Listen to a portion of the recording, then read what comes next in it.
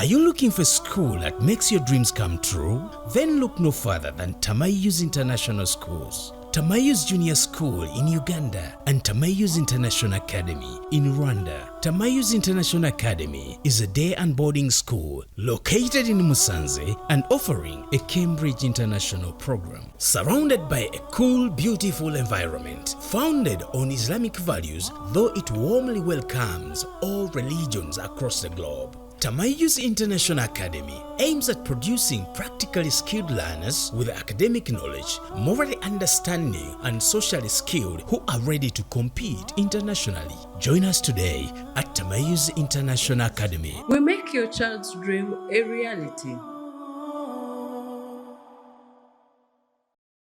Bismillahirrahmanirrahim. Alhamdulillah wassalatu wassalamu ala ashrafil anbiya'i wal mursalin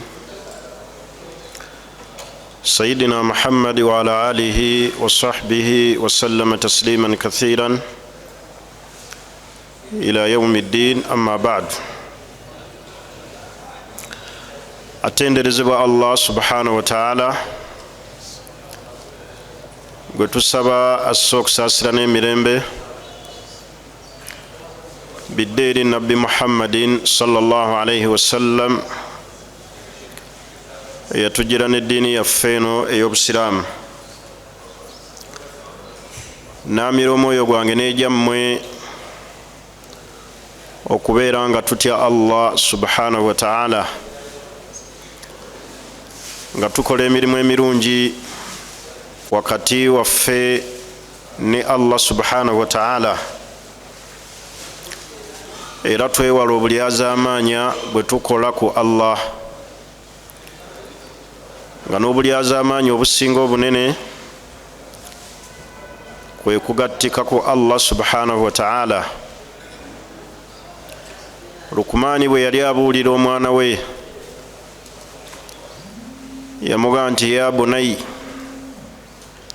owange gwe mwana wange, yamukubiriza okubeera nga atya Allah subhanahu wa ta'ala, era n'amugamba nti inna shirika la dhulumun adhim, mazima shiriki bulyazaamaanya bunene. Obwo bulyazaamaanya tubeere nga tubwewalira ddala omuddu bw'akola wakati we ne Allah, ng'era bwe kitukakatako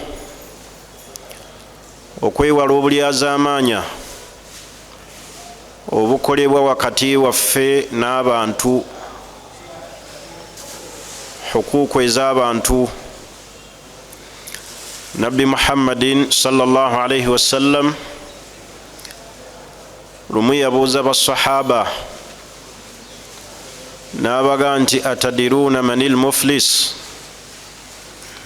mumanyi omuntu aweddemu? Ne bamugamba nti al muflis man la dirhama lahu wala dinar, omuntu aweddemu yoyo atalina ssente wadde simooni. Nabbi n'abaga nti al muflis min ummati, omuntu aweddemu wa mu umma yange. Man yati yawma alqiyama, yagenda okujja ku lunaku olwakhira wakad dhalama hadha, ng'alina omuntu gwe yali azaamaanya, washatama hadha, ng'alina gwe yavuma, wadaraba hadha, ng'alina gwe yakuba, wakad safaka dimaa hadha, alina omusaayi gw'omuntu gwe yayiwa. Fayukhadhu min hasanatihi, bagenda kukwata ku birungi bye babiwa omuntu oyo gwe yakolako obulyazaamaanya. N'olw'ensonga eyo twewale nnyo obulyazaamaanya bwe tukola wakati waffe n'abantu. Kimanye bulijjo ti inna Allaha la yansa, Allah teyeerabira man dhalamaka, yenna akkozeeko obulyazaamaanya. Man abkaak, yenna akukabizza amaziga, waman kaharak yenna akukaka okukola ekintu ekibi. Era kimanye anna alhuquuqa hakkiyo ekulyazaamanyizibwako saturaddu yawman, waliyo olunaku lwegenda okuddira, ne bweriba tekuddidde kuno ku nsi, mu maaso ga Allah ejja kukuddira. Ekyo kimanye ng'omuddu yenna ali ku nsi kuno ti inna allaha la yansa, Allah teyeerabira man dhalamaka akulyazaamanyizza, era Allah teyeerabira man abkaaka yenna akukabizza amaziga. Abantu bali ku nsi kuno nga bakabizza abantu amaziga. Waman kaharak, Allah teyeerabira yenna akukaka. Twayinza okukaka okola omuntu ekibi, naye kunu ala yaqin, beera bulijjo ng'okakasa anna alhuquuqa saturaddu yawman, hakki y'olunaku yonna egenda kuddira. Ali batakunoonyezza ku duniya kuno, ali kunoonya ku akhira, akuddize hakki yo. Amagezi genkuwa buli muntu yenna alina obulyazaamaanyi eri omuntu, akabiza omuntu amaziga, akaka omuntu okukola ekikyamu, bw'oba okyali ku nsi munoonye nga tonnajjulukuka. Munoonyeze ku duniya wano omwetondere, oleme munoonya ku akhira, olunaku olugenda okujja nga teriiyo kirala kyonna wabula kukwata ku birungi byo bye wakola. Obwo bulyazaamaanyi tubwegendereze. Obulyazaamaanyi obulala bwe tukola wakati waffe ku ffe kennyini abantu n'obwekolako, ng'okugwa mu mazambi n'oteenenya, oba weeryazaamaanyiza. Buli yenna agwa mu mazambi n'ateenenya aba yeekozeeko obulyazaamaanya, gagenda mmufuukira ekizibu ku lunaku olwakhira. Ekitwetaagisa nze naawe kwe kubeera nga twenenya, era ebitalindirizibwa kutunuulira nti enkya omwaka guli ye muntu okubeera nti akola ki? Yeenenya bunnambiro, kubanga almautu yaati bagtatan, okufa kujja nga kibwatukira tekulaganyisa.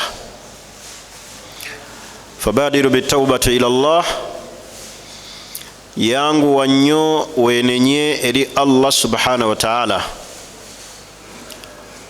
Waliyo obulyazaamaanya bwe tutafaako, we bulyazaamaanyi obuli wakati w'abafumbo. Sajja agenda n'alyazaamaanya omukyala n'atakitwala ng'ekikulu, omukyala n'alyazaamaanya omwami n'atakitwala ng'ekikulu, naye mu maaso ga Allah teriyo agenda kuseetula kigere mu bbaliro okuggyako nga buli omu asasudde munne. Gayinza okubeera mahare nga gooliko, omukyala togamuwanga. Ayinza okubeera omukyala nga obulyazaamaanya bwe yakola ku mwami n'amusiba omwana atali wuwe, n'amuwerera n'amulabirira, ku nkomerero n'akamutema, ky'omwana tabangako wo. Kullu hadha dhulumun, obwo bwonna bulyazaamaanya bwe tukola wakati waffe ku bantu. Bwe tuba tuziika omuntu, tutera nnyo okubuuza ababanja omufu, ne twerabira okubuuza omufumbo ono oba alina ebbanja wakati we nani nebba. Bw'aba mwami yafudde, ne twerabira okubuuza omukyala, era ne tulema okumusaba asonyiwe omuntu ono. ebyo byonna tulina bitunuulira nti buki buli azaamaanya. Kyeŋŋambye mu bigambo byange eby'omuyivu omu eyagamba nti inna allaha la yansa, Allah teyeerabira man zalamaka, yenna akuli azaamaanyizza, man abkaaka, yenna akukaabizza amaziga. Abantu bali ku nsi kuno bakaabya abantu amaziga, naye Allah tabeerabira. Waman kaharaka, yenna akukaka, Allah tamwerabira. Naye atugumya nga atuga nti kunu ala al-yaqin, beera mukakafu, toggwamu ssuubi, anna al-huquuqa saturaddu yawman, hakki yo bujja kukya olunaku mu nnaku ekuddire. Oli ne baali batagikuddiza ku duniya kuno, ali kunoonya ku akhira. Amagezi gempa, kkiriza onoonye oyo yenna gwe wali azaamaanya, gw'okaabizza amaziga nga tonnamunoonya ku akhira. Kubanga ebyakhira biki? Bizibu, byawukanako eby'edduniya. Ku duniya osobola omusisinkana n'omwegayirira n'akusonyiwa, naye ku akhira teriba kusonyiwa. Buli omu aliba ayagala kirungi kimukola ki? Kale mmaliriza ebigambo byange ebyo nga mbagamba nti mwewala obuli azaamaanya obw'emitendera gyonna. Mwewala okulyazaamaanya abantu, mwewala okukaabya abantu amaziga ag'omu maaso n'amaziga ag'oku mutima. Bantu bali ku duniya kuno bakaabya abantu amaziga agalabwako n'agatalabwako. Mwewala okubeera nga mukaka abantu, okubatuusaako ebikyamu, naye akolebwako ebyo byonna kunu ala yakin, beera n'essuubi eddene, hakki ye ejja kuddizibwa. Ne bwalema okukunoonya ku duniya, ku akhira ajja kukunoonya yekka. Saba Allah subhanahu wa ta'ala tugasse n'ebigambo ebyo. Njagala mukkirize oluvannyuma lw'okutunuulira amateeka agafuga ebyobusika mu shariya, engeri gye twagalambulula n'engeri gye twatematema emmaali ey'obusika,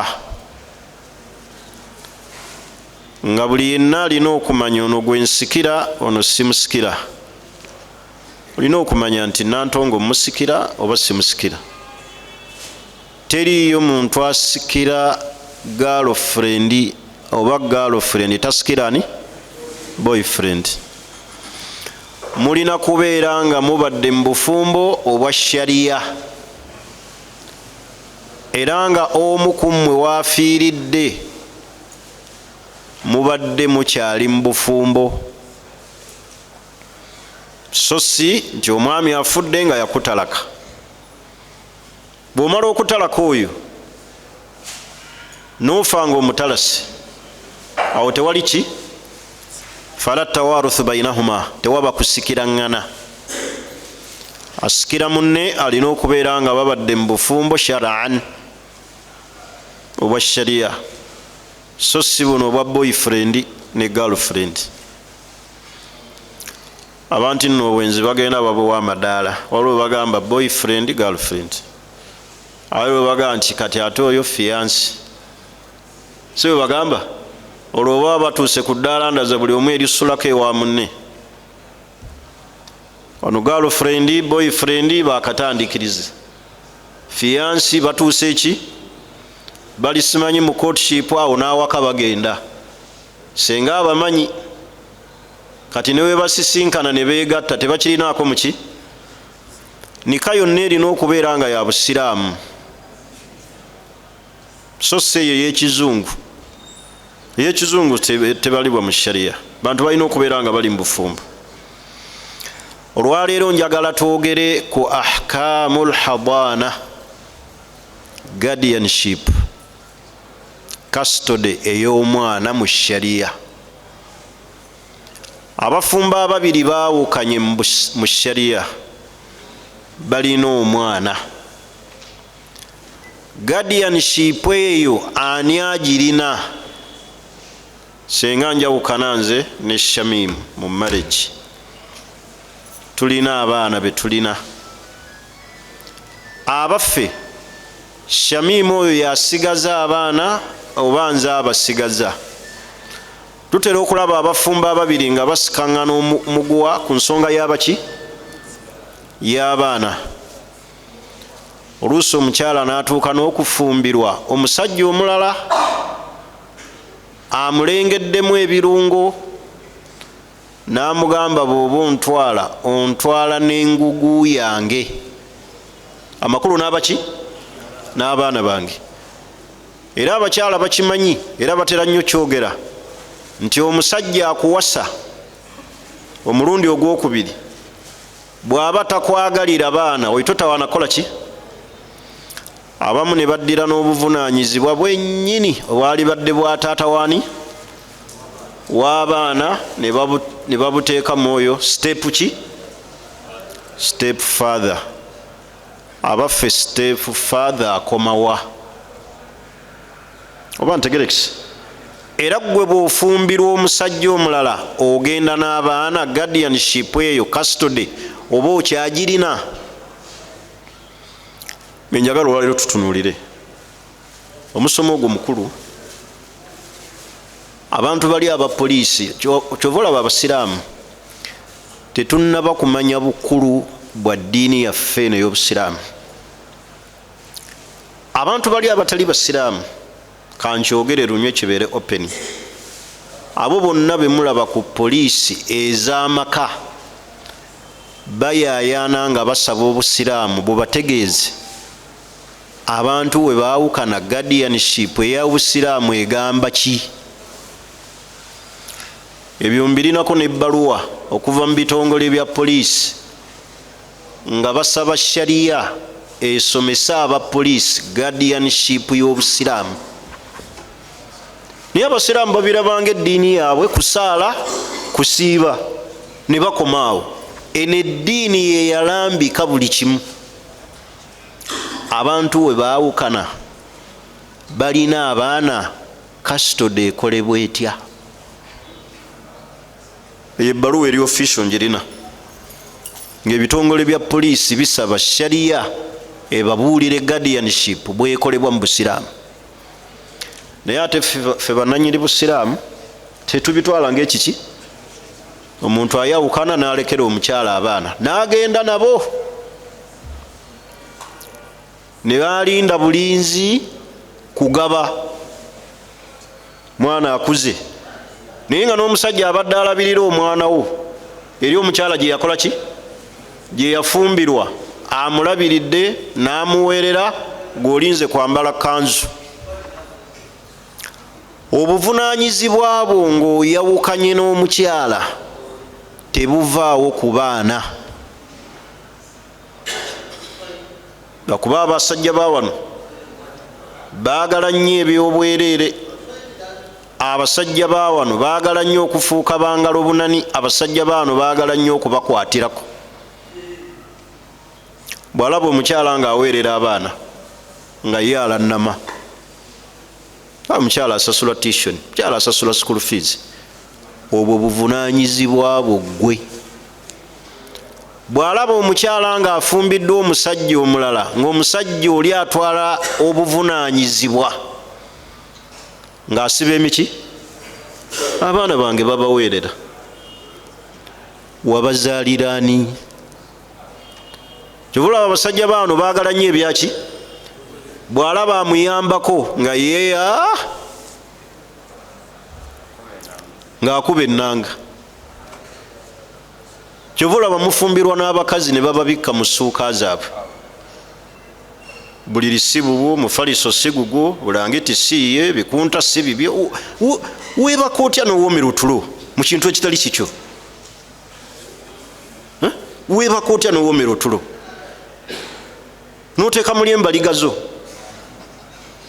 Mufaliso si gugwo, essuuka sizo, bulangiti siiyo, ekitanda si kikyo, ennyumba siiyo, wabula weebase. Munansonyiwa omusore tuse nikugwaluwa ebyewuunyisa kyova olaba abakyala batujooga ne batatubalamu kabuki kabuntu. Kati gwe omukyala anombye n'abaana bo totudde nayo na buvunaanyizibwa kunoonya abaana bange ani abalina, basoma batya, ani abaweerera, wabula gwoli awo. Kyala yanoba yagenda n'abaana, bwe yagenda n'abaana obuvunaanyizibwa ne bukuvaako. Obuvunaanyizibwa obw'omwana bukusigalako.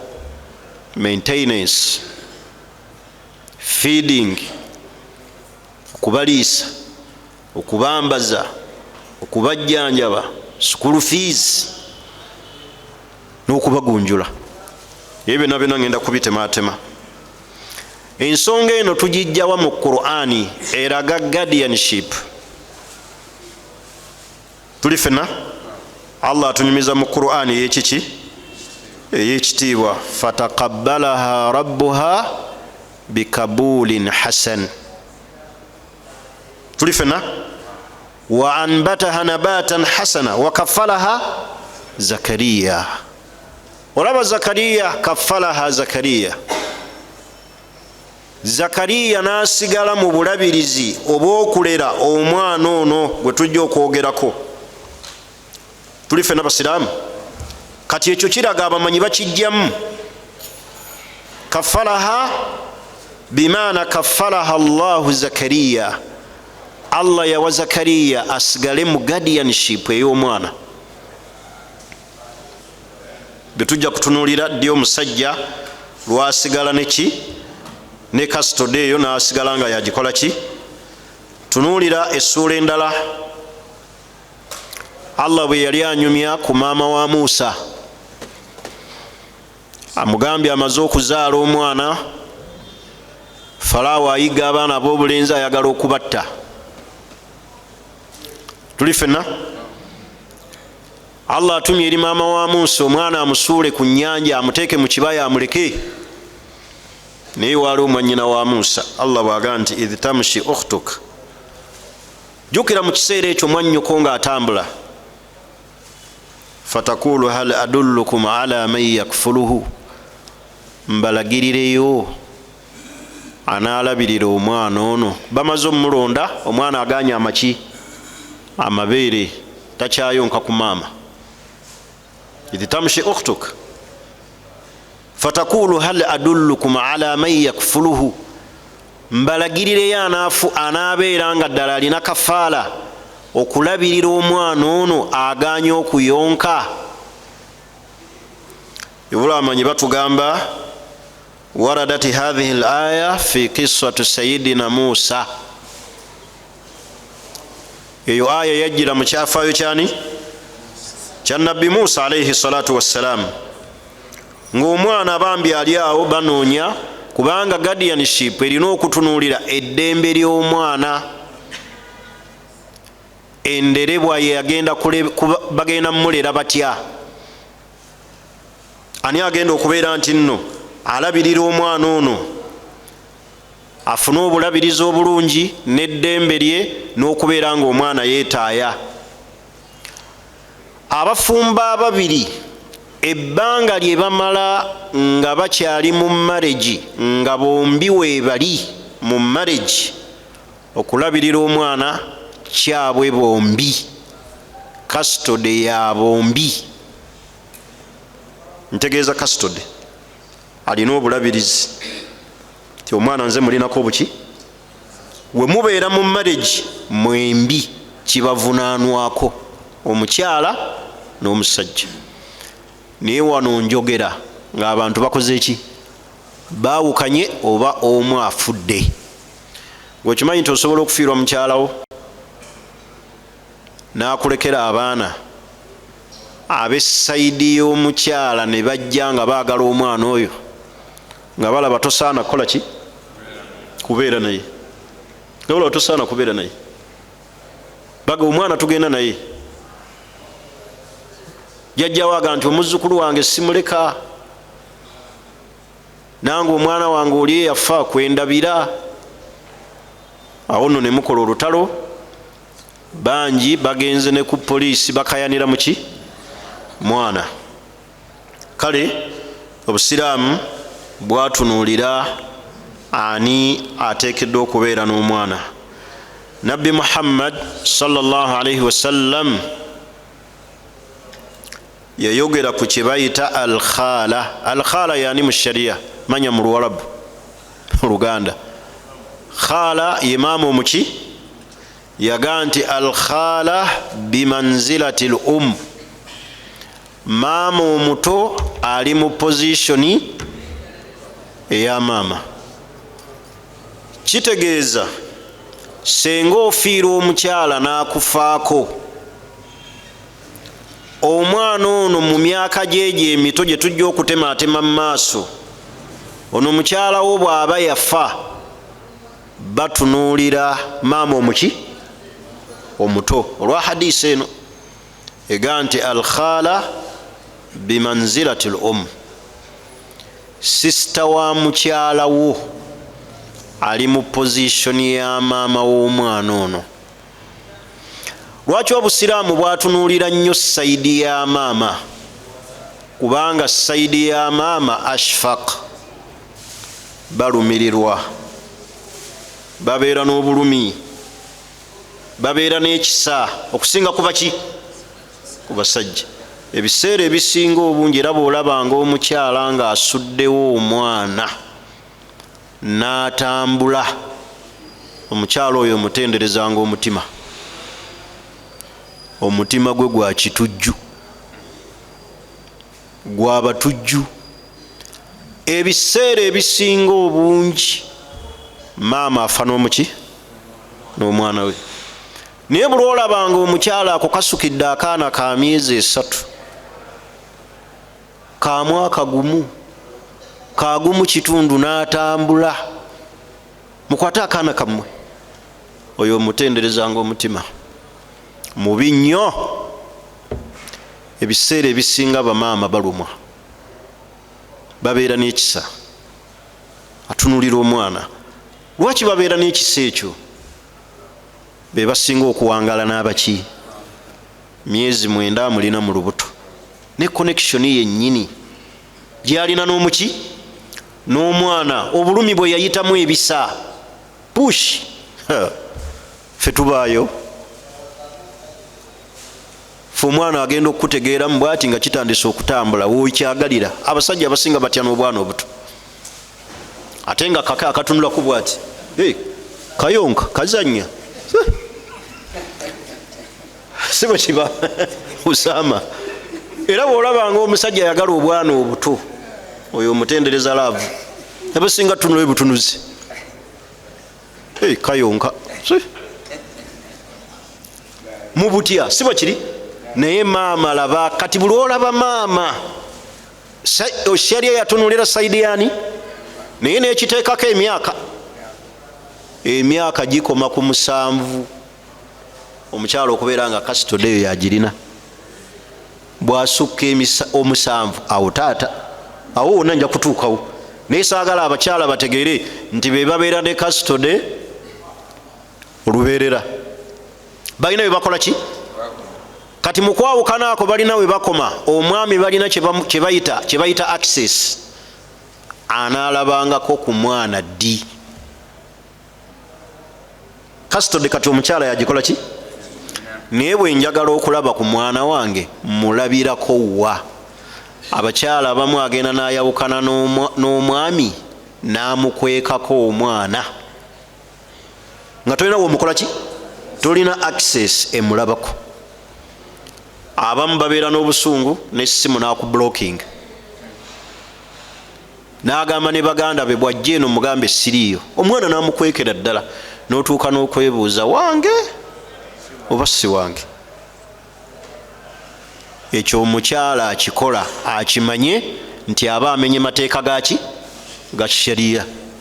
Tokkirizibwa kukweka ku mwami mwana wadde mwawukanye.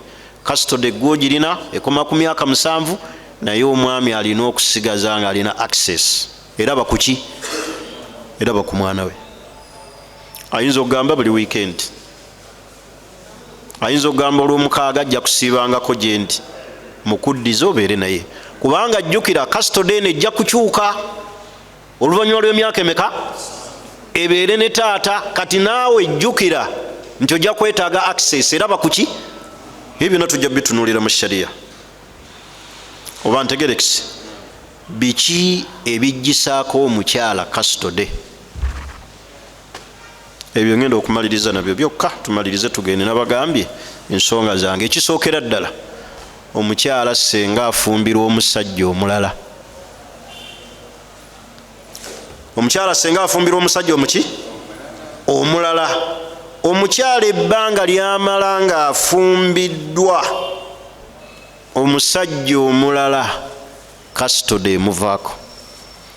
Nabbi Muhammad sallallahu alaihi wasallam omukyala bwe yajja n'amukomplainingira nga baawukanye nebba, n'alaga obulumi bw'alina ku mwana, nabbi yamugamba nti anti ahaqi biwaladik, gw'olina rayiti ku mwana wo, ma lam tunkihi, ebbanga ly'onaamala nga tofumbiddwa.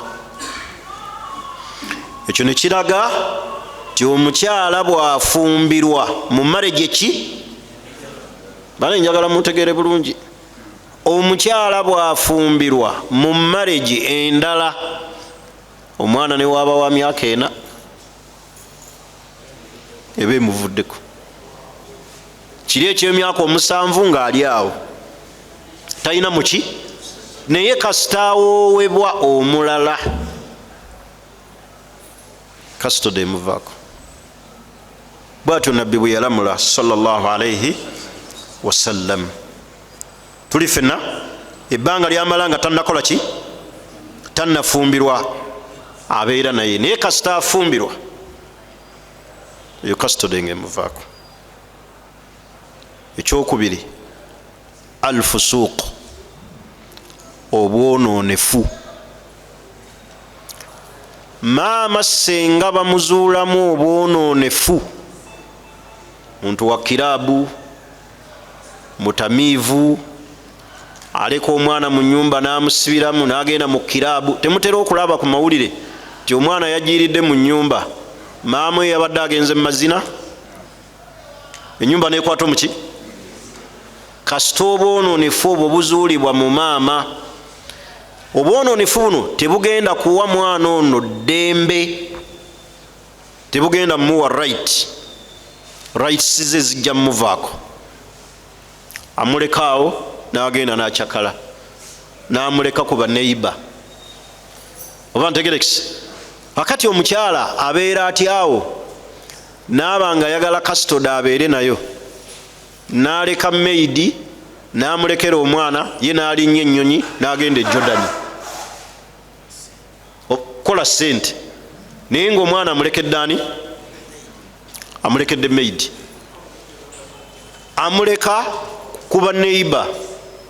Abamu tati amusibira mu nnyumba, n'agenda n'akyakala, n'ayingira ku mwenda, kiri omwo kikaaba, kibebi kiri omwo kiraajana, maama yagenze mu mazina, ajja kumala kukomawo, oluusi n'ettamiro limukutte, bamuleese mu mmotoka, bamuvuze abasajja ne bamugjamu.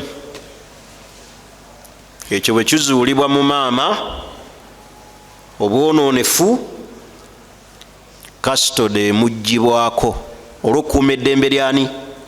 Ly'omwana. Ekyokusatu kinaalibadde nkulembeza, fasaadul aqiida, senga enzikiriza yeba nfu,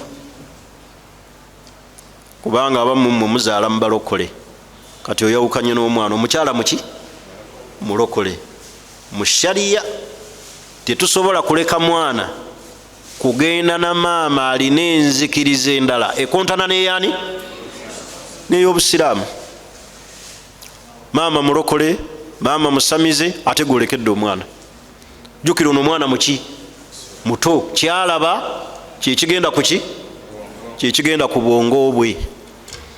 Bwe kizuulibwa nti akiida y'omukyalo ono nfu, ekyo kitwala ne saidi ya taata. Bw'otabeeraawo ng'oli musamize, oli muntu w'amasabo, oyo kyambuzi ze bakuleetera noga nti njagala kubeera naki.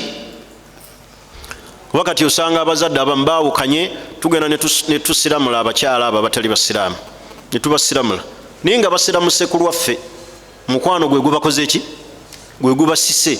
Bwe guggwawo n'ayagala akole ki, addeyo n'abivaamu. Naga nali nfumbiddwa omusiraamu nga mmanyi alina laavu, kanzireyo, kuba laavu y'abasiraamu nayo nno olina kubeera nga omaze kutendekebwa. Nga bw'otunula mu muzikiti si bw'otunula awaka. Entunula y'omu muzikiti ndala, n'awaka mukyuse ku ntunula. Awaka kumwenya, communication ne munno, kusaaga, kuyamba ku munno.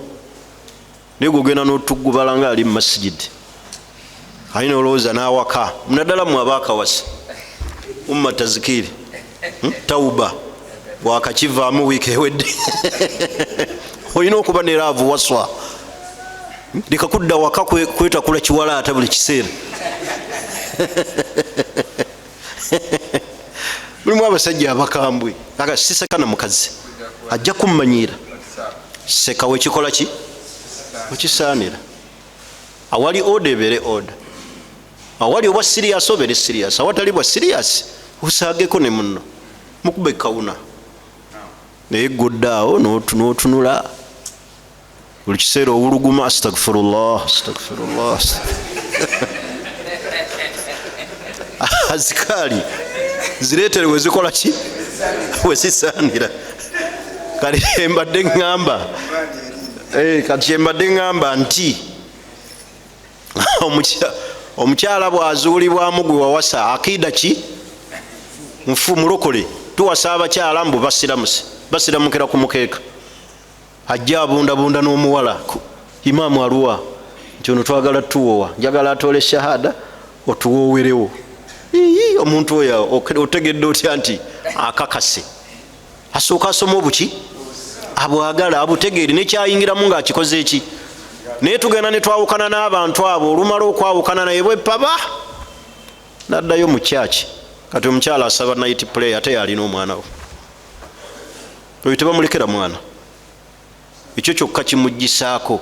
Kati singa Allah akugezesa n'omukyala, nsaba Allah akiteeke wala nnyo, maama w'omwana nga be bana aba street, ab'oku mabiito, mubategedde, ababeera ku street, customer